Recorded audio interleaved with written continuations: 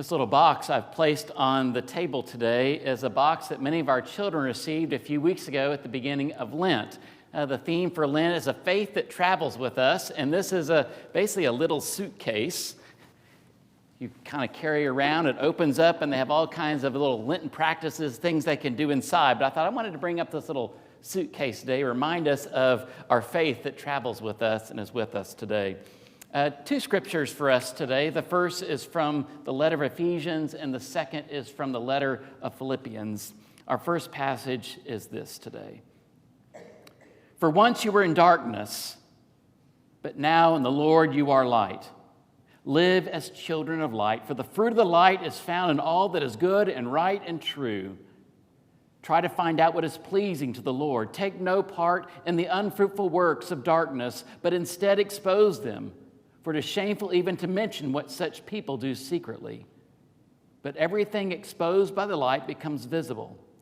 For everything that becomes visible is light. Therefore it says, "Sleeper, awake, rise from the dead, and Christ will shine on you." And from Philippians we hear these words.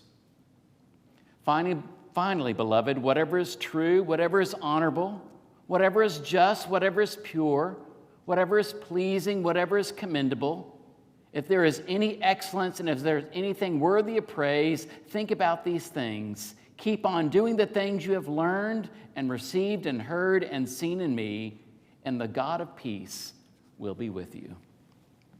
May we share a word of prayer together.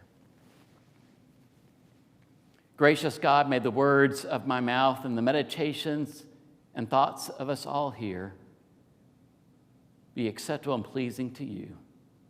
Gracious God, amen. Well, Jennifer shared the story of our daughter Sarah going to lots of churches. You heard that more than once. We were actually on a sabbatical. We were in England for a month and Italy for a month and was doing kind of a study of congregations and churches and cathedrals. And we did visit lots of churches.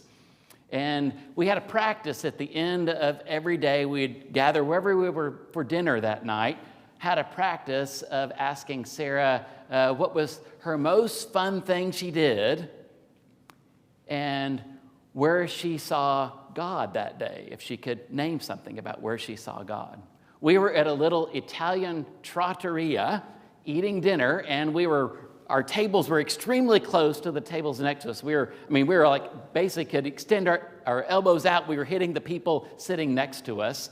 And we found out they were also from the United States. And we visited one another and shared a little bit and shared about our vocations and what we did and did a little sharing back and forth. And then we went back our separate ways.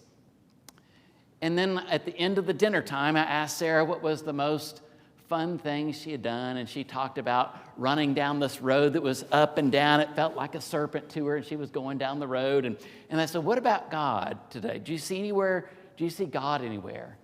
And all she did was she extended her hands out and just said, "I saw the glory of God today." And it's like this 3-year-old child, the glory of God, or like this high religious person that did this. And the table we had been visiting with, "We can tell you're a minister." But it was a powerful little thing as a parent to see your child kind of absorb something of the religious journey and how important that is to know that we're all on this path with one another. One of the biggest challenges, I think, when we think about our faith is trying to gauge where our faith is, its level of depth and meaning and purpose. And one of the challenges for ourselves is we can sometimes get into a comparative mode. Well, I wish my faith was like this person or that person. Gosh, I wish I could pray like that person prays. I wish I was out in the community doing all that justice work. They're out doing all this stuff. I wish I was kind of like that. They work so well with kids, and they can teach kids and get down on their level and share stories with them. I'm just not that good with kids. I wish I was good with kids like they are. Oh gosh, this person, they can quote the Bible, they can quote from the letters, they can quote from the Old Testament. I don't know anything about the Bible like this person. I'd love to have knowledge of the Bible like that person. And we sometimes can get into this comparative mode of my faith maybe doesn't quite measure up to someone else's experience of faith. But the truth is, we're all uniquely been given our gifts to have our faith be where it is, the key to that is our faith travels.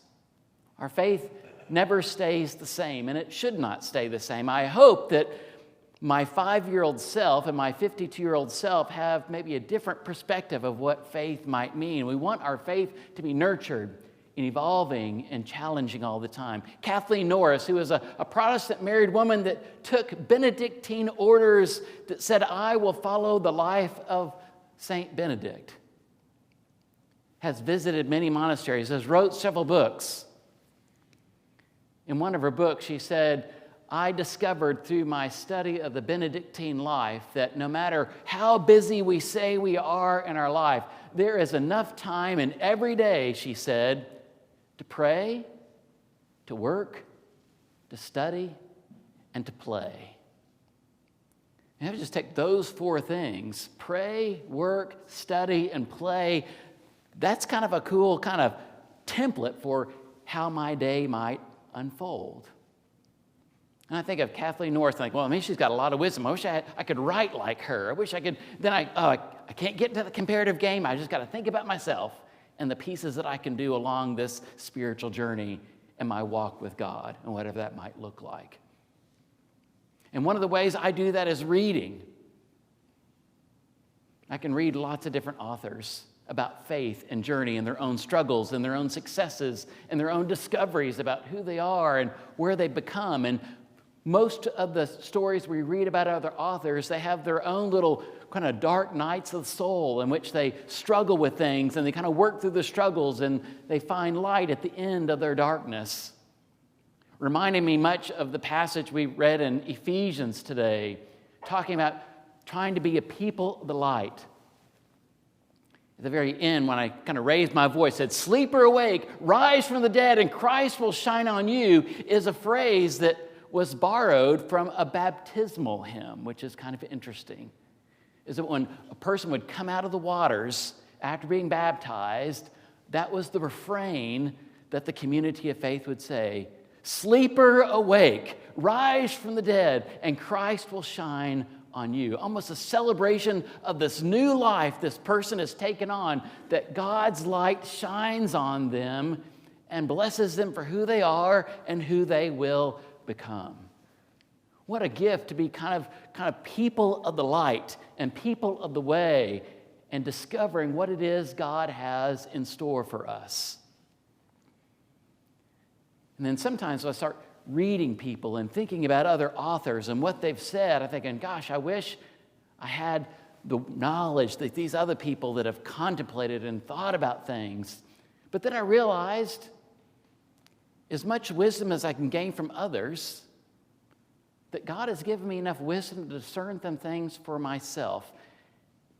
There was a youth that I had when I was, my first call was in my seminary time. The first church I served was Ridgely Christian Church in Fort Worth, Texas.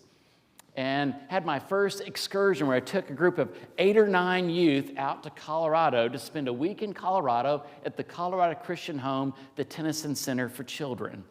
And we spent a week there at that facility. It's a challenging facility to volunteer at. It is a facility that you have neglected and abused kids. And they have cottages, and the kids live in the cottages 24/7, and they have rotating social workers that are kind of their house parents throughout the week, and they rotate after a few days. And some of the behaviors they see with these kids that have been left behind and neglected and abused is a challenging environment for them. And so one of the things I would do with the youth each day is at the end of a hard day of volunteering and spending time with the kids, I would go out and do something fun with them in the evenings just to kind of have a little mental break from the hard work they were doing. Well, the trip I made with them, it kind of dates me a little bit. The Colorado Rockies baseball team did not quite yet have their baseball stadium. They were still in the old Mile High Stadium in Denver. And because they were in a football stadium playing baseball, you kind of sat on opposite sides of the baseball diamond from one another. And they had this cheer that you don't have in the stadium today because it's all the way around the current stadium. But the way it was set up as a football stadium, one side would yell, "Go," really loud, and the other side would yell, "Rockies," really loud. And Brian Shores, an 8th grader on the trip, leaned over to me and said, "What are they yelling? I can't make out what they're yelling." And I said to them, "Well, you got to know this is the birthplace of the Cola Wars." And he said, "What?" He says, "Listen close. One side's yelling Coke, and the other side is yelling Pepsi." And so we're the Pepsi side. And so every time it was be Rockies, he would yell out, "Pepsi!" really loud. And these people turned around and goes, "What are you saying Pepsi for?" He goes, "It's the Cola Wars." He goes, "No, it's the Rockies."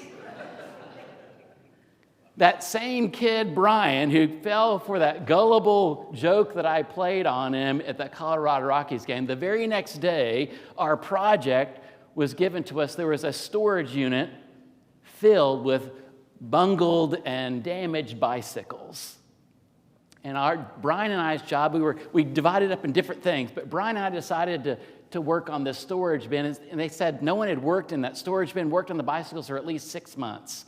We opened the doors, and bicycles about fell out of the storage bin.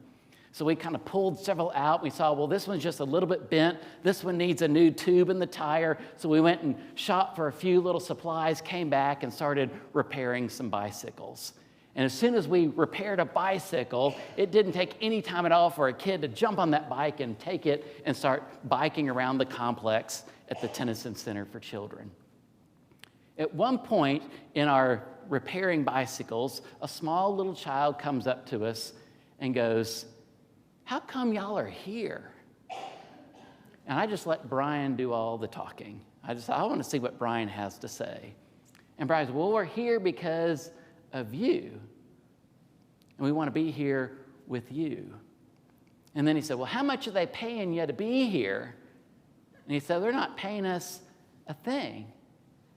"Well, why would you even come here if they're not paying you anything?" And he said, "Because you're important just as I'm important. We're all important. God loves all of us." I thought, this is Brian, an 8th grader. He got duped yesterday yelling Pepsi in the middle of the football stadium watching a baseball game. And here he was the day later saying the most genteel, spiritual thing that an 8th grader could possibly say to a small child, giving them as much value and worth as possible. And that kid said, "Thank you for being here today," and jumped on the next bike and went riding around the complex. And at the end of the day, we would do highs and lows. And I remember Brian saying at the end of the day, "I never imagined that fixing up bicycles could change my life in that way.